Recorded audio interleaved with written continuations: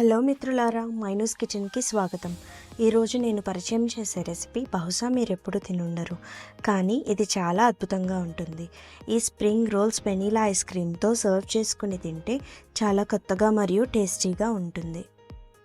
మరి ఈ tasty recipe ఎలా చేయాలో చూసేద్దాం. ముందుగా ఒక కడాయిలో 1 టేబుల్ స్పూన్ వాటర్ ఇంకా 500 ml మిల్క్ పోసి అవి 1/4 క్వాంటిటీ అయ్యే వరకు హై ఫ్లేమ్లో బాగా కలుపుతూ ఉండాలి. ఇలా మిల్క్లో బబుల్స్ ఫామ్ అయ్యాక సైడ్స్ అన్నీ స్క్రేప్ చేస్తూ అడుగు అంటకుండా బాగా కలుపుతూ ఉండాలి.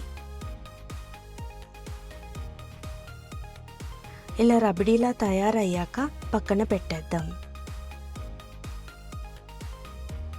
ఇప్పుడు పొడవుగా ఇంకా రెడ్ కలర్లో ఉన్న గాజర్ వెరైటీ క్యారెట్స్ తీసుకొని పీల్ చేసి తురుముకోవాలి. నేను తురమడానికి ప్రాసెసర్ యూస్ చేస్తున్నాను. నార్మల్గా తురమడానికి పెద్ద హోల్స్ ఉన్న గ్రేటర్ మాత్రమే వాడాలి. చిన్న హోల్స్ ఉన్న గ్రేటర్ వాడితే హల్వా టెక్స్చర్ మారిపోతుంది.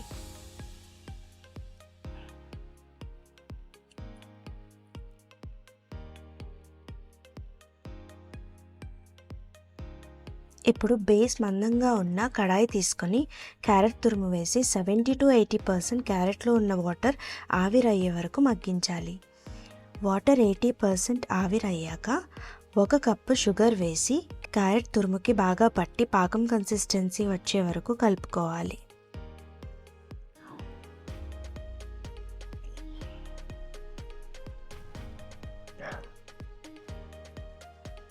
పాకం కన్సిస్టెన్సీ వచ్చాక ఇప్పుడు 200 grams అన్స్వీటెండ్ పచ్చి కోవా వేసి బాగా కలుపుకోవాలి.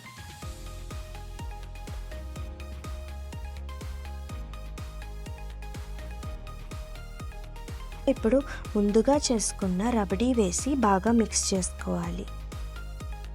మిల్క్ బదులు రబడీ వేయడం వల్ల క్యారెట్ హల్వా టేస్ట్ చాలా బాగుంటుంది.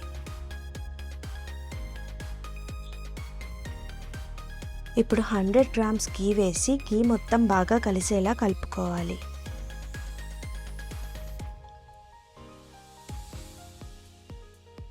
చాప్ చేసుకున్న జీడిపప్పు, పిస్తా, బాదం వేసి కలిపి ఒక బౌల్లోకి తీసుకోవాలి.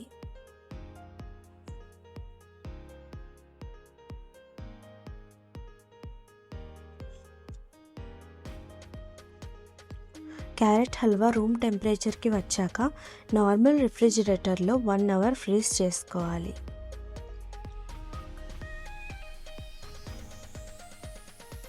ఫ్రీజ్ అయ్యాక ఇప్పుడు ఒక స్ప్రింగ్ రోల్ షీట్ తీసుకొని క్యారెట్ హల్వాని రోల్ లాగా చేసి స్ప్రింగ్ రోల్ షీట్లో ఇక్కడ చూపించిన విధంగా టైట్గా రోల్ చేసుకోవాలి.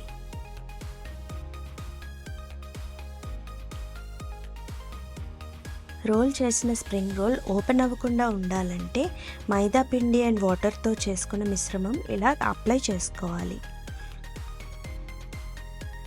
అప్లై చేసుకున్నాక సీల్ చేసేసేయాలి.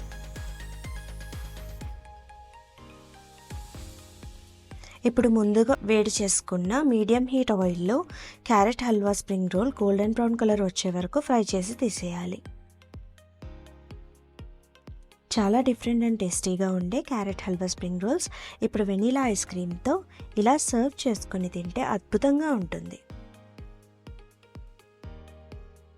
ఈ రెసిపీ మీకు నచ్చినట్లయితే లైక్ అండ్ షేర్ చేయండి. ఇలాంటి మరెన్నో టేస్టీ రెసిపీస్ కోసం మైనూస్ కిచెన్కి సబ్స్క్రైబ్ చేసుకోండి. Thank you for watching Mainu's kitchen.